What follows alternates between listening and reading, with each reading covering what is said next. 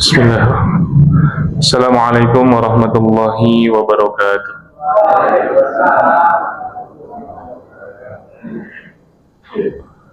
Alhamdulillah.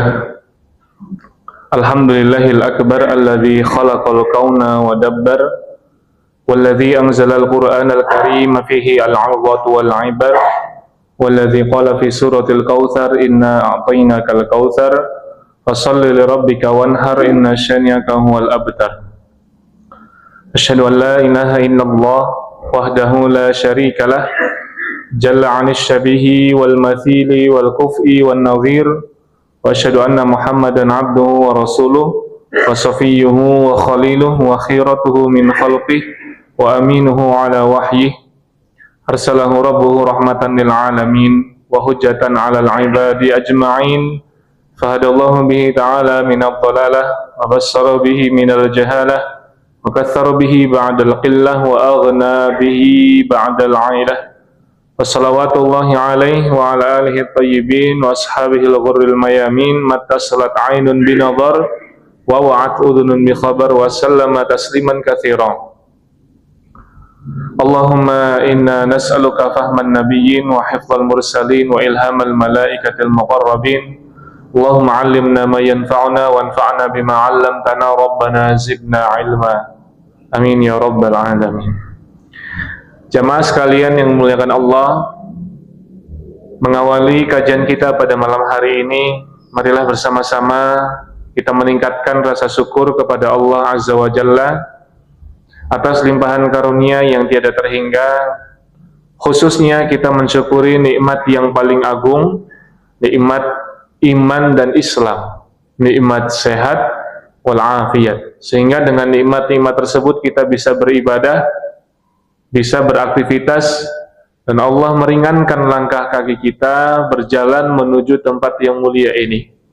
Maka mudah-mudahan setiap langkah yang kita tempuh menjadi langkah-langkah yang mendatangkan keberkahan, langkah-langkah yang menggugurkan dosa-dosa kita, meninggikan derajat kita, serta mempermudah jalan kita menuju jannah. Salawat beriring salam tak lupa kita panjatkan kepada insan mulia yang menjadi pedoman hidup kita, Nabi besar Muhammad, juga kepada keluarganya, sahabatnya, tabi'in, tabi'in, dan seluruh pengikutnya yang istiqomah meneladani beliau hingga hari kiamat kelak. Jamaah yang dimuliakan Allah, tak terasa sebentar lagi kita akan memasuki bulan suci Ramadan. Persiapan apa yang sudah kita lakukan untuk menyambut kedatangan tamu agung ini? Itulah pertanyaan yang harus kita tujukan kepada masing-masing pribadi kita. Karena sejatinya sebesar apa keagungan Ramadan, sebesar apa pengagungan terhadap bulan suci Ramadan, sebesar itulah kesempatan untuk mendapatkan taufik di bulan Ramadan. Semakin kita mengagungkan bulan suci Ramadan, semakin besar taufik yang Allah berikan kepada kita di bulan Ramadan. Kita bisa beribadah dengan giat, bisa beribadah dengan tekun di bulan Ramadan kalau kita sudah ancang-ancang dari mulai bulan Rajab dan bulan Sya'ban. Dan ini Sya'ban sudah di penghujung, ya. Hanya tinggal hitungan hari lagi kita akan memasuki bulan suci Ramadan. Dari sekian banyak persiapan yang mungkin bisa kita persiapkan, mulai dari persiapan fisik, persiapan mental, ada dua hal yang disampaikan oleh Syekh Abdul Salam Asy-Syuwair hafizahullah ta'ala, mengatakan bahwa an-niyah as-salihah wal azmu ala ta'ah, dua hal yang harus kita persiapkan untuk berjumpa dengan bulan Ramadan, yaitu niat untuk beramal soleh, niat as-salihah, niat yang baik, wal azmu ala ta'ah, dan tekad untuk menjalankan ketaatan. Disebutkan bahwasannya niatul mu'min khairun min amalihi, niatnya seorang mukmin itu lebih baik daripada amalannya. Ketika dia mengamalkan kebaikan, boleh jadi muncul rasa ujub, bangga terhadap dirinya sendiri, terhadap amal yang dia perbuat. Sebaliknya ketika seseorang sudah niat, bahkan bertekad, ditulis kalau perlu, saya akan menjalankan siam, menjalankan qiyam, saya akan menghatamkan Al-Quran 1 kali atau 2 kali bahkan lebih, ya. Ternyata di bulan suci Ramadan dia sakit, qadarullah wa ma syaa fa'ala, dia tidak bisa menjalankan siam, tidak bisa ikut tarawih, dan juga tidak bisa menghatamkan Al-Quran sebagaimana yang dia targetkan. Tapi niyatul mukmin khairun min amalihi, bahwa niat seorang mukmin lebih baik daripada amalannya. Dia sudah meniatkan semenjak di bulan Sya'ban, saya akan panen pahala kebaikan di bulan Ramadan. Ternyata entah itu dia safar, entah itu dia sakit, entah itu dia sibuk, capek, kelelahan, ya, kita nggak ada yang tahu, ya, apa yang akan terjadi di bulan Ramadan. Tapi selama kita punya niat yang baik, itu sudah dicatat oleh Allah Subhanahu wa Ta'ala. Dalam sebuah hadis disebutkan, apabila seseorang terbiasa saum, terbiasa qiyamul lail dalam kondisi dia sehat walafiat, dalam kondisi dia mukim, maka Allah akan tetap mencatat pahalanya ketika dia safar dan sakit. Orang terbiasa ibadah ketika sehat, ketika tidak berpergian.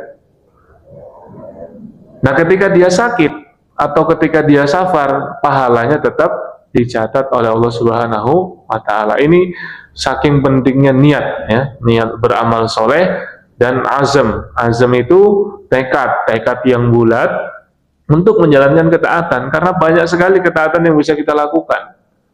Di antaranya adalah kita bisa mendapatkan pahala orang saum.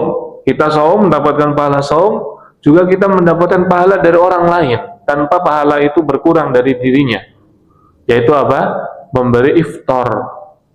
Ya, man fattara shaiman, barang siapa yang memberikan iftar, ya, makanan atau minuman untuk berbuka puasa bagi orang yang saum, maka falahu ajru shaim, maka dia akan mendapatkan pahala orang yang saum tanpa mengurangi pahala dari si saim ini. Ada juga amalan-amalan yang lain, ya, mungkin khatam Al-Quran plus membaca tafsirnya, atau paling tidak membaca terjemahannya. Barangkali mungkin di sini sudah ada yang pernah membaca Al-Quran sekaligus terjemahannya dari Al-Fatihah sampai An-Nas. Sudah ada yang pernah, Pak? Belum? Alhamdulillah sudah ada 1, 2, ya. Kalau belum, ini bisa diagendakan, ya, sekali-kali khatam terjemahannya juga, karena Al-Quran itu diturunkan bukan hanya untuk dibaca, tetapi juga untuk ditadaburi, diresapi maknanya. Nah, kemudian di antara persiapan yang bisa kita lakukan untuk menyambut bulan suci Ramadan, tentunya adalah dengan memperbanyak doa. Salah satu bukti bahwa kita merindukan bulan suci Ramadan, bahwa kita mengagungkan bulan suci Ramadan, adalah berdoa kepada Allah supaya diberi kesempatan untuk berjumpa dengan bulan Ramadan. Allahumma barik lana fi Sya'ban wa ballighna Ramadan. Bahkan sudah dibaca semenjak bulan Rajab kemarin. Allahumma barik lana fi Rajab wa Sya'ban wa ballighna Ramadan. Allahumma ballighna Ramadan. Nah, demikian beberapa hal yang mungkin perlu kita sampaikan, ya, perlu kita ingat-ingat, perlu kita ulang kembali, ya, mengingat bahwasannya seorang mukmin wajib bergembira dengan, ya, kehadiran bulan suci Ramadan, dan itu pasti, ya, karena ini kesempatan kita untuk melipat gandakan pahala dan kesempatan kita untuk menyucikan jiwa dari dosa-dosa yang kita lakukan di bulan-bulan yang lalu. Jamaah sekalian yang dimuliakan Allah Subhanahu wa Ta'ala, pada kesempatan malam hari ini kita akan membahas sirah nabawiyah yang secara spesifik.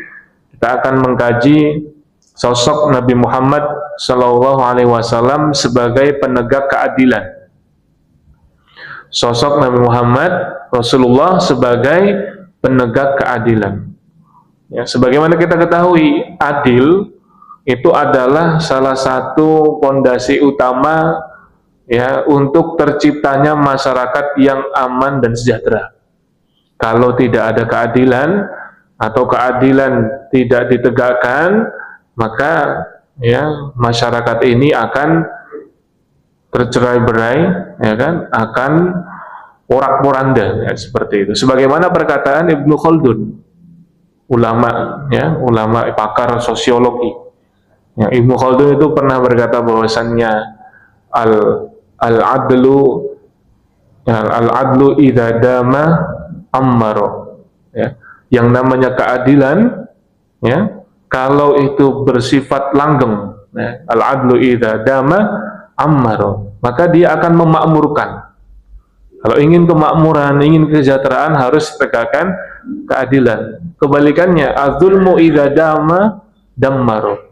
Sementara kezoliman apabila terus berkelanjutan, dia akan menghancurkan. Al-adlu idza dama ammaro wa zulmu idza dama dammaro. Ya, keadilan apabila terus berkelanjutan maka dia akan memakmurkan, kezoliman apabila terus berkelanjutan akan menghancurkan. Ya, ini nggak harus dijelaskan panjang lebar, udah paham, ya. Karena jika tidak ada keadilan di tengah masyarakat ini, orang-orang yang terzolimi, mereka semua ya akan kesulitan untuk mendapatkan ya kenyamanan dan keamanan dan keadilan. Pada kesempatan kali ini kita akan membahas beberapa poin bahwa Rasulullah sebagai uswatun hasanah, suri teladan yang baik, telah memberikan contoh ya sifat dan sikap berkeadilan. Karena bagaimanapun juga ya Rasulullah ini adalah seorang pemimpin yang adil. Nah, ada beberapa bukti dalam sirah nabawiyah yang bisa kita bahas pada malam hari ini ya, tentang keadilan beliau. Namun sebelumnya kita akan membedah sekilas ya apa itu adil. Kalau secara pengertian ya lughatan atau etimologi atau secara bahasa, adil itu artinya menempatkan sesuatu pada tempatnya. Sebaliknya, zalim itu menempatkan sesuatu tidak pada tempatnya. Dan termasuk adil adalah memberikan hak kepada orang yang berhak memilikinya, menunaikan hak. Nah, sebaliknya, kalau zalim adalah ya dia merampas hak orang lain. Nah, itu zalim atau perbuatan sewenang-wenang. Rasulullah SAW ada beberapa contoh yang akan kita bahas. Ya, beliau itu bahkan sebelum diangkat menjadi nabi dan rasul di usia yang masih sangat muda, beliau sudah ikut dalam sebuah perjanjian yang di dalamnya mengusahakan tegaknya keadilan, yaitu hilful fudul. Itu di usia remaja. Beliau di usia kurang lebih 15 tahun. Ya, 15 tahun beliau itu ikut perjanjian hilful fudul yang latar belakang daripada hilful fudul ini ada orang yang terzolimi. Dia kalau tidak salah dari Yaman datang ke Makkah, dia jualan, kemudian barang dagangannya dibeli tapi nggak dibayar. Lalu dia teriaklah, mana ini orang-orang Quraisy? Katanya kalian orang-orang mulia, kenapa ada yang terzolimi tidak ditolong? Ya teriak naik ke atas bukit, minta pertolongan. Nah, maka dibuatlah satu perkumpulan di rumahnya Abdullah bin Jud'an yang isinya adalah para tokoh-tokoh orang-orang Quraisy. Mereka bersepakat untuk menolong mazlum, orang yang terzolimi, tidak memandang dari latar belakangnya. Entah itu dari orang Quraisy atau dari manapun, kalau dia posisinya adalah mazlum, orang yang terzolimi, dia harus diberi perlindungan, ya, harus diberi jaminan keamanan, haknya bisa didapat. Ini bagian daripada pengalaman sebelum menjadi nabi, yang kemudian setelah beliau menjadi nabi, beliau mengenang peristiwa hilful fudul ini. Karena spirit daripada hilful fudul adalah membela orang yang terzolimi. Dan Rasulullah SAW berpesan kepada umatnya, unsur akhaka zaliman au madluman. Tolonglah saudaramu yang zalim ataupun yang madlum. Lah, menolong orang yang zalim seperti apa? Kalau menolong orang yang terzolimi, ya jelas ya kita bisa membelanya, kita bisa membantunya. Tapi kalau menolong orang yang dolim, yaitu dengan mencegah kezolimannya, dengan memperingatkan dia, ya, dan menjelaskan bahwasannya dia itu adalah orang yang melakukan ya sesuatu yang sangat dibenci oleh Allah Subhanahu wa taala. Ya ibadi inni haramtu dzulma alaikum fala tadzallamu. Wahai hamba-hambaku, sesungguhnya aku mengharamkan kezaliman pada diriku ya atas kalian, maka janganlah kalian berbuat zalim. Allah saja tidak berbuat zalim kepada hamba-hambanya, maka kalian jangan sampai berbuat zalim. Nah, ini pengalaman yang luar biasa, yang seandainya Rasulullah diberi kesempatan ya, untuk mengikuti kembali perjanjian semacam Hilful Fudul ini, maka beliau akan ikut. Dan itu lebih berharga daripada unta merah. Ya, kiasan tentang betapa mahalnya unta merah itu, dan betapa berharganya peristiwa Hilful Fudul itu. Kemudian contoh berikutnya, contoh yang kedua, ya, dimana kalau yang pertama beliau itu hadir dalam perjanjian Hilful Fudul. Kemudian yang kedua, beliau mengajarkan kepada kita tentang sikap ya, anti terhadap monopoli kehormatan. Peristiwa apa? Peristiwa peletakan Hajar Aswad.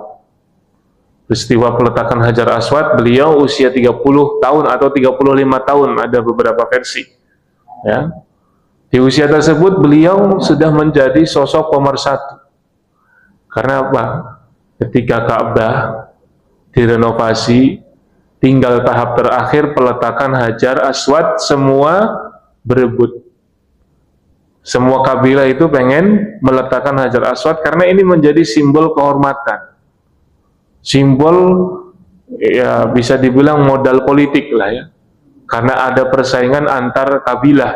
Satu kabilah dengan kabilah yang lain, yaitu bersaing, berebut pengaruh, pengen menjadi yang paling terhormat.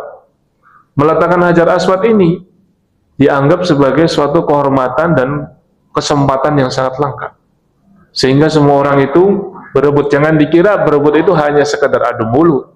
Kondisinya ketika itu sangat genting, hampir terjadi perang saudara, hampir terjadi pertumpahan darah, sehingga akhirnya disepakati bahwa Hajar Aswad ini akan diletakkan oleh orang yang pertama kali masuki wilayah Masjidil Haram ya, yang pertama kali di esok hari. Dan ternyata orang tersebut adalah Nabi Muhammad. Waktu itu belum menjadi nabi. Dan bijaknya beliau meminta selembar kain. Kemudian Hajar Aswad diletakkan di atas selembar kain tersebut, dan beliau mempersilahkan perwakilan dari masing-masing kabilah untuk ya ikut mengangkat Hajar Aswad dengan memegang kain ya, selembar kain itu. Jadi sederhana kelihatannya, tetapi dalam kondisi yang genting seperti itu, ini adalah suatu terobosan yang luar biasa. Artinya apa? Beliau sebagai seorang pemimpin ya, waktu itu belum menjadi nabi, tapi sifat kepemimpinan itu sudah ada ya. Sifat seorang pemimpin sejati itu tidak ingin membuat orang lain merasa tersingkirkan. Beliau ingin membuat semua orang merasa menang, merasa ikut berpartisipasi, ikut berkontribusi. Makanya disebutkan tadi, beliau itu mengajarkan kepada kita ya, tidak memonopoli satu kehormatan. Bareng-bareng ya, dipikul bersama, tidak pengen menonjolkan dirinya sendiri. Nah, ini contoh daripada keadilan yang Rasulullah berikan kepada kita semua dalam sirah nabawiyah ini. Kemudian yang ketiga, contoh berikutnya adalah bagaimana beliau bersikap tegas ya, bersikap tegas tanpa pandang bulu. Jadi suatu ketika ada seorang perempuan yang datang kepada Usamah bin Zaid. Usamah bin Zaid berarti anaknya Zaid bin Haritsah. Sedangkan Zaid bin Haritsah ini adalah anak angkatnya Nabi, yang dulu orang-orang memanggil Zaid itu Zaid bin Muhammad. Ketika turun ayat larangan ya, menisbatkan anak-anak kepada selain bapaknya, maka disebutlah Zaid bin Harithah. Artinya Zaid ini adalah anak angkat Nabi yang sangat disayangi oleh Nabi. Zaid bin Harithah punya anak namanya Usamah. Nah, para sahabat menyebut Usamah ini adalah Al-Habib Ibnul Habib, orang kesayangan, putra dari orang kesayangannya Nabi. Nabi sayang kepada Zaid, sayang pula kepada Usamah bin Zaid. Karena Usamah bin Zaid mempunyai kedudukan istimewa di sisi Rasulullah, maka ketika ada orang yang melakukan pelanggaran syariat dan dia layak untuk dihukum, ya, dijatuhkan iqamatul had kepada dia, dia minta syafaatnya daripada Usamah bin Zaid. Apa itu syafaat? Syafaat itu kalau bahasa Indonesianya adalah pertolongan dari orang dalam. Nah, itu syafaat. Jadi orang ini seharusnya dihukum, minta bantuan Usamah bin Zaid, negosiasi kepada Nabi supaya tidak dihukum. Nabi waktu itu marah, artinya menunjukkan ketegasannya, bahwasannya tidak bisa, ya, orang yang paling dekat dengan Nabi pun, Usamah bin Zaid yang disebutnya Al-Habib Ibnul Habib, itu ditegur oleh Nabi tanpa pandang bulu. Apalagi ini, ya, yang melakukan perbuatan maksiat, melanggar itu adalah orang lain. Dan Rasulullah SAW menegaskan, "Lau anna Fatimata binta Muhammadin saraqat laqata'tu yadaha." Lau anna, sekiranya Fatimah binti Muhammad saraqat, mencuri, laqata'tu yadaha, aku sendiri yang akan memotong tangannya. Ini sangat tegas sekali, tanpa pandang bulu. Jadi sekiranya putriku sendiri yang melakukan pencurian, aku sendiri yang akan memotong tangannya. Inilah yang disebut dengan keadilan. Ya, jangan karena ini adalah nasab keturunan saya, ya, keluarga saya, orang yang paling saya sayangi, sehingga hukum menjadi tumpul. Ya, sering kita mendengar istilahnya apa?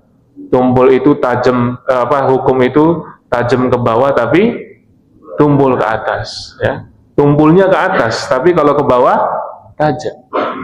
Dan ini sudah diwanti-wanti oleh Nabi, bahwasanya umat-umat sebelum kalian itu hancur, ya, hancurnya umat-umat sebelum kalian itu karena orang mulia di antara mereka mencuri tapi dibiarkan, ketika orang-orang yang dianggap, ya, rendahan mencuri, barulah mereka menegakkan hukum. Ya. Inilah contoh yang diberikan oleh Nabi kita, sekiranya Fatimah yang mencuri, beliau sendiri yang akan memotong tangannya. Berbeda dengan yang terjadi di sebuah negeri antah berantah, gitu, ya, yang seringkali terulang fenomena no viral no justice. Apa no viral no justice? Kalau nggak viral, nggak ada keadilan. Berkali-kali, ya, diviralkan dulu baru ada keadilan. Bahkan korban itu jadi tersangka. Ini, ya, yang membuat keamanan dan kenyamanan hilang di tengah masyarakat. Kemakmuran, kesejahteraan jauh, ya. Jangankan kemakmuran dan kesejahteraan, keamanan aja hilang. Waliyazubillah. Nah, ini kemudian menjadi satu peringatan bagi kita semua. Mari kita belajar kembali bagaimana Rasulullah SAW mengingatkan bahwa hancurnya suatu kaum adalah ketika mereka pilih-pilih di dalam penegakan hukum. Giliran orang yang punya duit, punya apa lagi? Punya koneksi, punya apa lagi? Punya jabatan, melanggar, ditutup-tutupi, dilindungi, ya. Bahkan kalau perlu jaksa dan hakimnya disuap. Gitu. Ya, ini yang menyebabkan ketimpangan, ya, seperti itu. Kemudian poin yang keempat, kalau yang pertama tadi apa, Rasulullah mengikuti hilful fudul, yang spiritnya adalah membela orang zalim. Kemudian Rasulullah, ya, memberikan kesempatan bagi semua orang untuk ikut andil dalam Hajar Aswad. Yang ketiga, Rasulullah dengan tegas tanpa pandang bulu. Yang keempat, Rasulullah itu mengajarkan kepada kita tidak menuntut perlakuan istimewa secara khusus dalam hal yang memang tidak harus ada pengistimewaan. Nabi itu punya keistimewaan dibandingkan manusia yang lain. Beliau itu berbeda. Sampai-sampai disebutkan Rasulullah itu basyarun laisa kamislihi basyar, kama annal yaqut hajarun laisa kamislihi hajar. Rasulullah itu manusia tapi tidak seperti manusia pada umumnya, sebagaimana mutiara. Mutiara itu batu tapi tidak seperti batu pada umumnya. Ya, jadi ludahnya Nabi saja itu berkah. Ya, pada peristiwa perjanjian Hudaybiyah saat ada negosiasi alok dengan kafir Quraisy, para sahabat itu berebut bekas wudunya Nabi, dan ketika Nabi meludah mereka berebut ludah. Kenapa? Karena itu berkah. Keringatnya saja itu wangi, lebih wangi daripada kasturi. Ini keistimewaan yang Allah berikan kepada Nabi kita. Beliau manusia, tidur, makan, menikah, ya, seperti manusia pada umumnya, tapi beliau punya keistimewaan yang luar biasa. Nah, namun demikian beliau tidak menuntut pengistimewaan pada hal-hal yang tidak harus diistimewakan. Contohnya apa? Beliau itu seringkali berbagi kendaraan dengan sahabatnya. Misalkan dalam perjalanan perang, kendaraannya terbatas, beliau itu gantian dengan Ali bin Abi Thalib, dengan Marsad bin Abi Marsad, satu unta buat 3 orang, gantian. Terkadang beliau jalan menuntun unta, sahabatnya naik di kendaraan itu. Coba dicari pemimpin seperti itu masih ada enggak zaman sekarang? Pemimpin itu istimewa, tapi dalam hal-hal tertentu yang tidak menuntut pengistimewaan, sebagaimana Nabi punya keistimewaan yang luar biasa. Tapi dalam posisi-posisi di mana beliau ingin, ya, berjihad, berdakwah bersama para sahabatnya, beliau membaur, tidak menuntut pengistimewaan. Biasa Rasulullah itu berbagi kendaraan. Bahkan pada perang Khandaq, Rasulullah ikut terjun menggali parit. Nah, tidak kok kemudian hanya di tenda, kemudian memantau dari kejauhan, gitu. Enggak.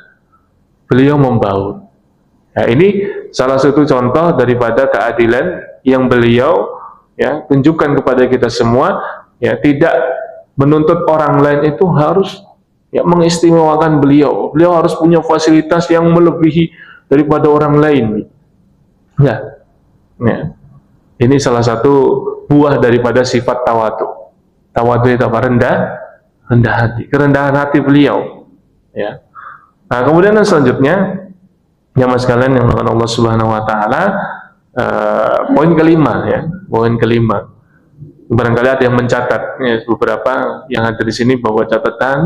Dan sebagian yang lain mayoritasnya itu hafalan, mengandalkan hafalan. Insya Allah itu kalau selesai kajian itu masih bisa nyebutin 10 poin yang disampaikan.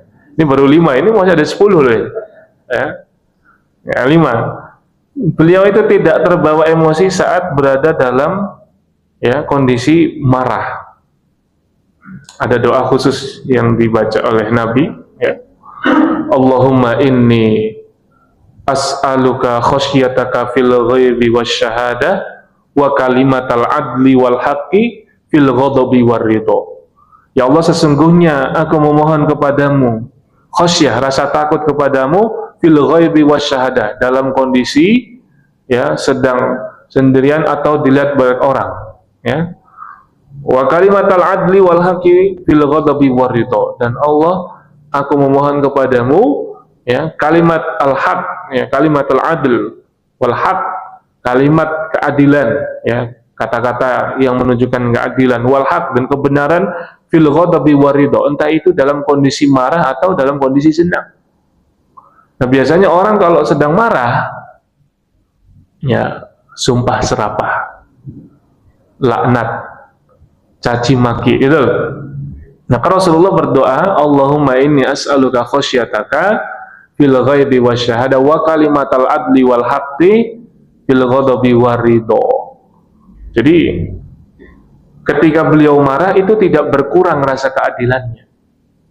Kadang karena kita punya rasa jengkel sama seseorang, ada ghil sama suatu kelompok atau satu golongan, kita tidak mengapresiasi kebaikan orang tersebut atau golongan itu.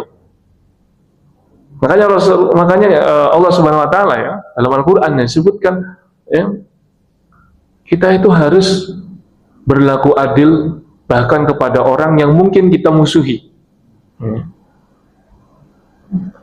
Ya'diluhu wa aqrabu littaqwa la yajrimannakum syan'anu qaumin 'ala alla ta'dilu i'diluhu wa aqrabu littaqwa. Jangan sampai karena ada satu permasalahan dengan satu kaum itu menyebabkan kamu tidak berlaku adil kepada mereka. Berlaku adillah karena keadilan itu dekat dengan ketakwaan. Gimana? Ketika kita tidak suka dengan seseorang, kita masih fair. Ya, saya memang ada masalah dengan si fulan. Tetapi saya tahu kok beliau itu bukan orang yang ya suka menipu. Lalu kita debat sama orang dalam satu kepengurusan, dalam satu organisasi, biasa beda pendapat. Ya, sampai gontok-gontokan, sampai gebrak meja. Tapi ketika orang yang berselisih paham dengan kita, bersilang pendapat dengan kita, dia dituduh mencuri sementara kita tahu dia bukanlah seorang pencuri, bukan seorang penipu, kita membela. Nah, itu bagian daripada kalimatul adl, kalimat keadilan. Dan juga termasuk kalimatul adl fil ghadab, ya, itu ketika kita tidak mengucapkan sumpah serapah, laknat, caci maki kepada orang yang membuat kita jengkel. Itu udah bagus. Suatu ketika Rasulullah itu membagi ghanimah. Ghanimah itu rampasan perang, dibagi-bagikan kepada orang-orang yang baru masuk Islam, para pemuka-pemuka Quraisy yang terlambat masuk Islamnya. Lalu ada orang yang protes, ini orang baru masuk Islam, kenapa dapat bagian yang banyak, sementara yang sudah masuk Islam lebih awal, dalam pandangan si pemprotes ini harusnya lebih diapresiasi, lebih besar lagi. Ya, bahkan orang ini berkata apa? Ittaqillah, bertakwalah engkau wahai Muhammad, berlaku adil. Loh, kata Rasulullah apa? Kalau saya sebagai Nabi tidak bertakwa kepada Allah, lalu siapa yang lebih bertakwa? Kalau saya sebagai Nabi tidak berlaku adil, siapa yang lebih adil? Nabi dalam kondisi seperti itu marah, diprotes, digugat, dikritik di depan umum. Tidak sumpah serapah, tidak caci maki, tidak melaknat, tidak diboikotnya orang itu, ya, tidak ditangkap, tidak diikat, ya. Tapi apa? Cuman berkata, kalau saya tidak bertakwa dan saya tidak adil, lalu siapa yang lebih bertakwa dan lebih adil daripada saya? Pernah juga ada laki-laki yang disebutkan berjenggot tebal, ya, kelihatan soleh banget lah ya, kelihatan soleh banget. Yaitu protes kepada Nabi. Sama kalimatnya, adil ya Muhammad, berlaku adil. Jadi Nabi itu ketika membagi ghanimah dianggap tidak berlaku adil. Padahal Rasulullah ketika membagi ghanimah bagiannya lebih banyak kepada mu'alaf, yaitu tujuannya supaya melunakkan hati mereka. Ya, adapun mereka yang sudah masuk Islam lebih awal, mereka itu masuk Islamnya karena iman yang sudah tidak diragukan. Kira-kira bisa dipahami. Orang-orang yang senior itu sudah tidak perlu lembut-lembutin lagi hatinya, sudah tidak perlu dirangkul-rangkul lagi hatinya. Dalam pandangan Nabi seperti itu. Ya, pernah dalam perang Hunain juga Rasulullah sampai membuat para sahabat Ansor menangis. Kalian pilih mana? Harta benda atau Nabi bersama kalian? Ansor lebih memilih Nabi bersama mereka. Nah ini, Rasulullah tidak marah yang meledak-ledak di saat beliau kondisinya digugat. Yang orang lain kalau emosionalnya tidak terkendali itu bisa marah, diprotes gitu, malah ngomong wah cengkemu gitu. Masa saya nggak adil, masa saya nggak adil, masa saya berbuat zolim ya gitu. Ngomong gitu. Jadi Rasulullah SAW ya tetap menunjukkan suasana hati yang netral begitu. Ketika beliau digugat, Rasulullah hanya mengatakan orang ini ya kelak nanti akan muncul juga orang-orang seperti ya kelakuan dia ini yang tidak puas terus. Dan Ghudul Khuwaisirah ya, cikal bakalnya Khawarij ya, seperti itu. Jadi tetaplah bersikap adil. ketika kita senang atau ketika sedang marah, ketika kita sedang jengkel atau ketika sedang happy. Kadang kalau orang lagi bad mood kan semua orang ya jadi kena batunya gitu. Masalahnya sama siapa, orang lain kena batunya, dicemberutin kan begitu. Nah itulah, Rasulullah itu pernah marah ya karena manusia biasa, tapi Rasulullah itu mengajarkan bagaimana sikap yang adil, proporsional. Karena antara marah dan marah-marah itu dua hal yang berbeda. Marah itu emosi, marah-marah itu ekspresi. Kira-kira mampu ya Pak ya? Marah itu emosi, marah-marah itu ekspresi. Semua orang pasti pernah marah, tapi tidak semua orang pernah marah, karena ekspresinya itu beda-beda. Ada yang ekspresinya cuma diam. Nah ini yang lebih mengkhawatirkan ini ya, sangat menakutkan ini diamnya ya orang yang ketika dia sedang marah ya, tahu-tahu nanti meledak. Ya, selanjutnya poin nomor 6. Ya, poin nomor 6. Ya, beliau bersikap adil kepada musuh. Bersikap adil kepada musuh. Tahun 9 Hijriah. Berarti sebentar lagi beliau haji wada. Ya, kalau kita baca dalam Sirah Nabawiyah menjelang wafatnya Nabi tahun 9 Hijriah itu ya umat Islam sudah berjaya. Bahkan Rasulullah berani mengirim pasukan, memimpin pasukan untuk berhadapan dengan Romawi yang kedua kalinya di Tabuk meskipun tidak terjadi pertempuran. Nah pasca perang Tabuk itulah datang delegasi-delegasi, utusan-utusan dari berbagai kabilah, dari berbagai penjuru dunia ingin berjumpa dengan Nabi, rame-rame menyatakan keislaman, termasuk Banu Hanifah. Ada kurang lebih belasan orang, 15-17 orang datang ke Madinah. 17 orang itu menyatakan keislaman, Banu Hanifah. Mereka dijamu oleh Nabi dengan sebaik-baiknya, dipersilahkan untuk menginap di kediaman Bani Harith. Kalau orang Arab dulu itu bikin komplek perumahan itu berdasarkan keluarga, kabilah. Ini Bani siapa, Bani Harith, Bani Hasim. Jadi anak-anak kecilnya ketika keluar rumah itu ya orang tuanya nggak takut, ya pasti aman karena itu paman-pamannya, gitu, keluarganya sendiri. Banu Harith, Banu Hanifah rame-rame menyatakan keislaman kecuali satu orang. Namanya siapa? Musailamah Al-Kadzab. Kalau dalam literatur Indonesia sering disebutnya Musailamah Al-Kadzab, tapi kalau dalam literatur Arabnya Musailimah. Ya, monggo lah, Musailimah atau Musailamah, tapi yang jelas Al-Kadzab. Ketika itu dia tidak masuk Islam. Saat utusan dari Banu Hanifah yang lain dia masuk Islam, dia nggak masuk Islam. Ini dari Yamamah. Apa kata Musailimah Al-Kadzab? Kalaulah saya mendapat mandat kenabian setelah Muhammad meninggal, saya akan masuk Islam. Artinya apa? Kalaulah dia menjadikanku sebagai penerusnya, maka saya akan bersyahadat, kata dia. Kata Rasulullah, ya, jangankan menyerahkan kenabian, ya, menyerahkan sekeping ini aja nggak akan aku berikan kepada orang tersebut. Dan sungguh dia adalah salah satu dari 2 orang yang aku lihat dalam mimpiku. Jadi mimpinya Nabi itu kan wahyu. Mimpinya wahyu Nabi itu adalah isyarat ilahi, petunjuk. Contoh mimpinya Nabi menjelang perang Uhud, ya, Nabi bermimpi, ya, ada sapi yang disembelih, ada pedang yang terkoyak. Takwilnya apa? Ada keluarganya yang meninggal, Hamzah bin Abdul Muthalib. Ada sahabat tercintanya juga yang meninggal, Mus'ab bin Umair. Dan ada besi yang melindungi beliau, karena ada sahabat-sahabat yang setia, ya, membentengi Nabi dari serangan pasukan kafir Quraisy pada perang Uhud. Artinya Rasulullah itu punya mimpi, ya, yang bisa takwil sendiri. Beliau bisa mentakwilkan mimpinya. Dan pasti itu para nabi itu mimpinya adalah petunjuk dari Allah Subhanahu wa taala. Termasuk ketika beliau hijrah ke Madinah, itu juga diawali dari mimpi. Beliau melihat tempat hijrahnya itu adalah tempat yang dipenuhi dengan kebun kurma. Awalnya Rasulullah mengira itu Hajar atau Yamamah, tapi ternyata Yasrib yang kemudian berubah nama menjadi Madinah. Rasulullah juga pernah bermimpi bahwasannya umatnya, para pengikutnya itu akan mengarungi lautan. Di era Nabi nggak ada perang di lautan.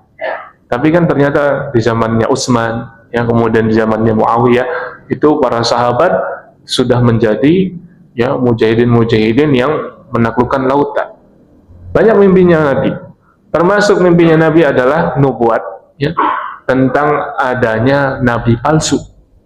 Jadi Nabi dalam tidurnya beliau melihat, ya, Allah Subhanahu wa taala mendatangkan perbendaharaan dunia, khazainul ardi.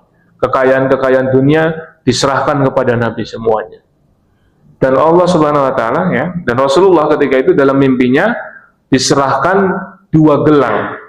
Dua gelang di atas telapak tangan kanannya beliau. Kemudian Rasulullah merasa berat mengangkat dua gelang di telapak kanannya, itu merasa berat. Kemudian beliau mendapatkan perintah untuk meniupnya. Lalu dua gelang itu ditiup dan hilang. Ya, takwilnya apa? Takwilnya gelang diberikan kepada laki-laki berarti sesuatu yang tidak pada tempatnya.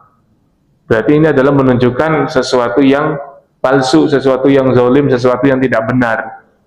Maka takwilnya adalah kelak sepeninggal Nabi Muhammad akan muncul dua nabi palsu yang paling berpengaruh.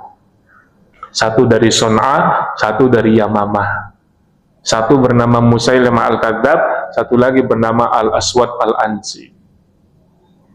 Nah, ketika itu kan posisinya Musailamah Al-Kadzab berada di Madinah sebagai tamu, Rasulullah sebagai pemimpinnya, ya nggak bisa dibilang raja karena Rasulullah bukan raja, ya. Yang jelas beliau pemimpin tertinggi di Madinah. Beliau bisa saja, ya kan, memenjarakan Musailamah Al-Kadzab atau kemudian menyiksa Musailamah Al-Kadzab atau membunuh supaya apa? Tidak terjadi pertumpahan darah di tahun-tahun berikutnya. Tapi Rasulullah biarkan karena statusnya tamu. Meskipun musuh, dia adalah tamu, harus dihormati, harus dimuliakan. Ya, mimpinya Nabi itu kan pasti benar, dan Rasulullah tahu bahwa orang ini akan bikin onar di kemudian hari, sehingga pada eranya Abu Bakar ada perang Yamamah. Ya, gelombang murtadin itu kan munculnya di era Abu Bakar. Banyak orang-orang yang masuk Islamnya hanya sekedar mencari aman. Rasulullah wafat, mereka kembali murtad. Itu PR besarnya Abu Bakar As-Siddiq. Salah satunya Musailimah Al-Kadzab, yang dia berusaha untuk membuat Al-Quran tandingan, tapi isinya ya sangat tidak indah sekali secara bahasa. Al-fil anfuhu tawil, ya kan, jismuhu kabir, ya, gajah, ya, hidungnya panjang, badannya besar. Ini anak PAUD ini. Belum lagi dia bikin ad-difda. Ad-difda itu apa? Kodok, ya. Dia juga bikin ayat yang mirip-mirip seperti surat Az-Zariyat, tapi isinya itu tentang makanan semua. Sampai-sampai para pengkritik sastra Arab itu menilai bahwa Qur'annya Nabi dan Qur'annya Musailamah Al-Kadzab itu jauh beda. Qur'annya Rasulullah turun di atas hatinya, sementara Qur'annya Musailamah Al-Kadzab turun di atas perutnya. Ya, nah itu Musailamah Al-Kadzab. Itu pun Musailamah yang jelas-jelas akan menjadi nabi palsu, akan membuat onar, akan menimbulkan pepercahan di tengah umatnya, tidak dibunuh, tidak ditahan, ya, tapi dibiarkan biasa saja. Itu bagian sikap fair, ya, karena dia adalah posisinya seorang tamu. Kemudian beliau juga bersikap adil kepada anak-anak. Ini cerita Nu'man bin Bashir. Nu'man bin Bashir bercerita bahwa dia mendapatkan hadiah dari bapaknya. Kemudian ibunya ini protes. Kenapa? Karena anak-anak yang lain tidak mendapatkan. Ya, cobalah tanyakan kepada Nabi Muhammad, kepada Rasul, boleh nggak memberi hadiah khusus kepada salah seorang anak, sementara anak-anak yang lain tidak mendapatkan. Rasulullah berkata apa? Ya, sabda Nabi dari riwayat Nu'man bin Bashir, ittaqullaha wa'adilu fi auladikum. Bertakwalah kalian kepada Allah dan berlaku adilah kalian kepada anak-anak kalian. Artinya ketika ayahnya Nu'man bin Bashir itu bertanya kepada Rasul tentang hadiah yang beliau khususkan kepada Nu'man, Rasulullah hanya bertanya, kamu punya anak lain nggak selain Nu'man? Punya. Apa kamu memperlakukan anak-anakmu dengan hak yang sama? Enggak. Nah, kata Rasulullah, ittaqullaha fi auladikum. Ittaqullaha wa'adilu fi auladikum. Bertakwalah kepada Allah dan berlaku adilah kepada anak-anak kalian. Kenapa? Karena kalau kita menunjukkan kasih sayang yang berlebih kepada salah satu anak, itu akan membuat anak-anak yang lain itu iri, ya kan? Sebagaimana kisahnya Nabi Yusuf. Salah satu hikmahnya adalah orang tua tidak boleh menunjukkan kasih sayang berlebih kepada salah satu dari anak-anaknya. Meskipun setiap orang tua pasti punya kecenderungan, punya anak 5, pasti dari 5 itu ada satu yang paling disayang. Meski demikian tidak boleh dizohirkan, harus mendapatkan perlakuan yang sama, yang adil. Tapi adil itu nggak harus sama ya, tergantung kebutuhan ya. Uang jajannya berapa tergantung kebutuhan masing-masing anak. Kemudian yang selanjutnya yang ke-8, beliau juga mengajarkan sikap adil kepada istri-istri. Nah ini kalau istrinya lebih dari satu ya. Dalam sebuah hadis Rasulullah Shallallahu Alaihi Wasallam bersabda, "Man kanat lahu imro'atani, famala ila ihdahuma, jaa yaumal qiyamati wasyiquhu ma'ilun." Barang siapa yang mempunyai 2 istri, kemudian dia condong kepada salah satunya, maka pada hari kiamat dia akan datang dengan kondisi tubuhnya miring sebelah. Nah, jangan main-main dengan urusan poligami. Bapak-bapak ini kalau ngobrol sesama mereka, sunnah Nabi ini paling fasih, seakan-akan sunnah Nabi cuma itu. Padahal Nabi mengingatkan, man kanat lahu imro'atani, barang siapa yang mempunyai 2 istri, lalu condong kepada salah satu daripada istri-istrinya, tidak berlaku adil di antara istri-istrinya, maka pada hari kiamat jalannya miring kayak kepiting. Ya kan, kepiting jalannya miring kan, seperti itu. Ini tambahan aja ya kayak kepiting, supaya ada visualisasinya. Jadinya nggak normal. Ya, ini ancaman keras. Karena Rasulullah punya istri lebih daripada satu. Ada Hafsah, ada Aisyah, ada Ummu Salamah, ada Ummu Habibah, ada Sofia, ya, ada Juwairiyah.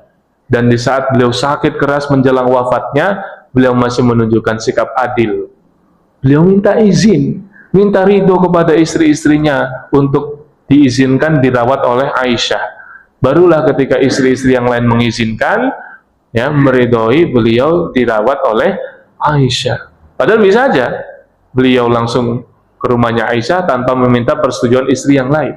Nah, ini salah satu bentuk keadilan Rasulullah kepada istri-istrinya. Jangankan istrinya, sahabat-sahabat yang lain pun merasa ketika berinteraksi dengan Nabi, ya, semua orang itu merasa dihargai, seakan-akan dia adalah orang yang paling dicintai oleh Nabi.